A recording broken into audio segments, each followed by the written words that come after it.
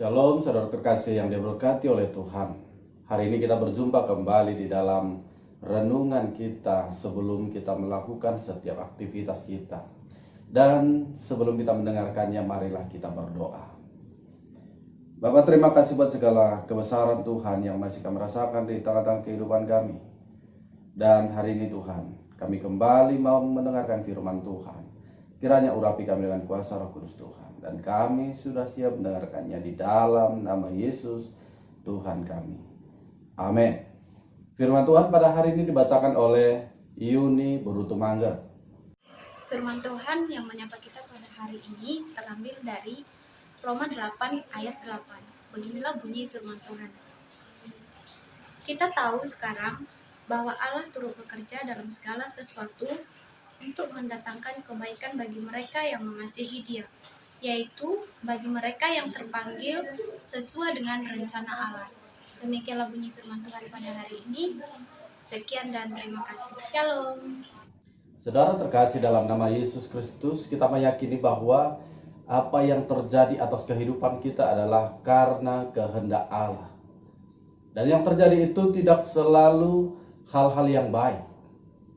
Kadang-kadang sesekali akan ada tantangan dan juga pencobaan. Kenapa harus ada seperti itu? Tujuannya adalah untuk memurnikan hati setiap kita manusia. Maka dengan demikian kita akan semakin memperoleh hal-hal yang baik dari Tuhan.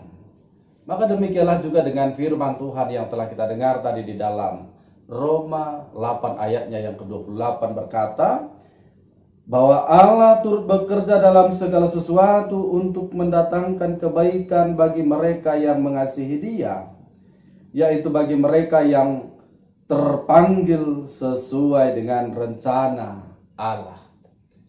Saudara terkasih dalam nama Yesus Kristus, apa makna daripada perkataan firman ini? Maka yang pertama adalah bahwa kita hidup sesuai dengan rencana Allah, bukan dengan rencana kita.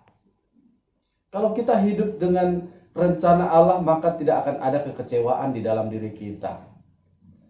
Tetapi kalau kita hanya hidup dengan rencana-rencana kita, maka ketika rencana kita itu tidak tercapai, maka kita itu akan selalu mendapatkan kekecewaan. Kemudian yang kedua, saudara-saudara terkasih, Allah tidak pernah menjanjikan langit itu selalu biru. Maka akan ada sesekali tantangan dan juga pencobaan yang kita hadapi di tengah-tengah kehidupan kita. Tetapi itu dijadikan Tuhan untuk melihat sebagaimana murninya hati kita di hadapan Tuhan. Kemudian yang ketiga, saudara terkasih, semua akan berakhir bahagia kalau kita dekat dengan Tuhan. Artinya apa saudara? Jangan selalu kita pandang setiap persoalan hidup, setiap pencobaan yang hadir di dalam kehidupan kita adalah hukuman dari Tuhan. Tetapi kita harus memandang itu bagian daripada rencana Tuhan untuk kita mendapatkan kebahagiaan yang sesungguhnya. Oleh karena itu, kalau hari ini ada banyak persoalan di tempat kita bekerja, di tengah-tengah keluarga, atau dimanapun kita berada, kita harus serahkan itu kepada Tuhan. Karena kita tidak tahu bagaimana Tuhan memakai setiap pergerakan hidup kita untuk mendatangkan kebaikan kepada kita. Yang pasti saudara, ketika kita dekat kepada Tuhan, maka akan berakhir bahagia dan kita akan bersuka cita. Kiranya firman Tuhan memberkati kita. Amin. Mari kita berdoa. Terima kasih Bapa di surga buat firman-Mu yang telah kami dengar, yang mengajarkan kami dan mengingatkan kami Tuhan, bahwa Engkau juga memakai banyak hal untuk mendatangkan kebaikan kepada kami.